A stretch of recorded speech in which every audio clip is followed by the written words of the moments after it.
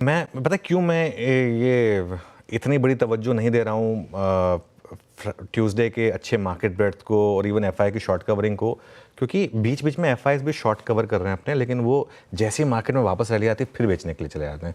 आप ट्यूसडे का एक्शन देखिए, डीआईएस ने बाय किया करीब करीब 2800 करोड़, लेकिन उसके सामने एफआई ने सेल किया करीब करीब 3400 करोड़।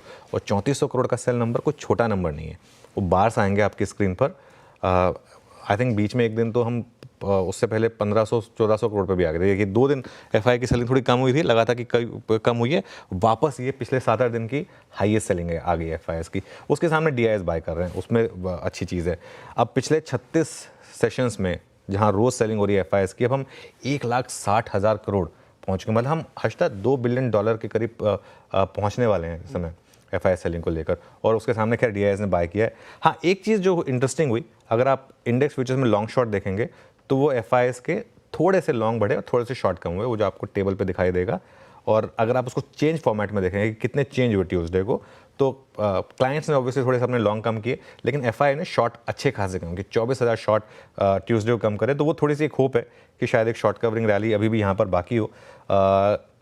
इंडेक्स फ्यूचर्स में एफआईएस ने करीब करीब 2,000 करोड़ की बाइंग की और स्टॉक फ्यूचर्स में करीब करीब 5,000 करोड़ की बाइंग की, तो थोड़ी सी बाइंग है। लेकिन इंडेक्स फ्यूचर्स में एक चीज़ बहुत क्लियर है, अभी भी निफ्टी पर कॉन्फिडेंस कम है, बैंक निफ्टी पर रिलेटिवली ज़्यादा कॉन्फिडेंस है। बैंक निफ्टी के फ्यूचर में बाइंग हुई है अच्छी खासी, निफ्टी फ्लैट था, बैंक निफ्टी में करीब करीब 1900 करोड़ की बाइंग हुई है, और वो आपको टेबल में भी दिखाई देगा। टेबल में भी देखिए आप, 3 दिन से बैंक निफ्टी में बाइंग हो रही है, 3 दिन से बैंक निफ्टी में बाइंग है, निफ्टी में सेलिंग है। लेकिन तो एक मार्केट में इस समय एक पेयर ट्रेड चल रही है कि sell Nifty buy Bank Nifty, और बैंक निफ्टी रिलेटिवली स्ट्रॉन्गर भी है, 200 डे मूविंग एवरेज भी होल्ड कर रहा है, एचडीएफसी बैंक चल रहा है। तो इस वजह से अगर मार्केट में रिकवरी आनी है तो मेरे ख्याल से शायद बैंक निफ्टी उसको लीड करे, ये एक पॉसिबिलिटी मार्केट में इस समय बन रही है। एफआई के खाली स्टैट डिस्कस करते हैं लॉन्ग शॉर्ट के, तो 1879 लॉन्ग ऐड हुए और 24,400 शॉर्ट कम हुए।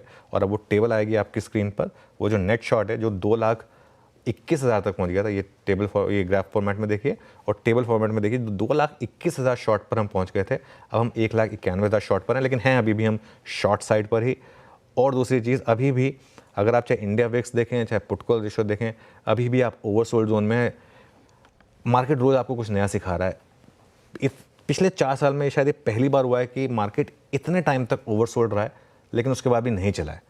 पुट कॉल रेशियो मेरे ख्याल से पिछले 1 महीने से ज़्यादा, अक्टूबर की शुरुआत से हम पुट कॉल रेशियो मैंने कभी 1 से ऊपर का नहीं देखा। एक बार हुआ था शायद 1 से ऊपर निकले थे हम, लेकिन पुट कॉल रेशियो 1 के नीचे ही रहा है, 0.8 0.7 उस पर रहा है। उसके बावजूद मार्केट में बाउंस नहीं आ रहा है, ये बहुत इंटरेस्टिंग चीज़ है। बैन में एक स्टॉक ऐड हो गया आईजीएल, तो ये कुल मिलाकर सेटअप है हमारा। सेटअप ओवरसोल्ड है, लेकिन रोज ही ओवरसोल्ड है, उसके बाद भी हम गिर रहे हैं, तो क्या कर सकते हैं। जी हाँ, ओवर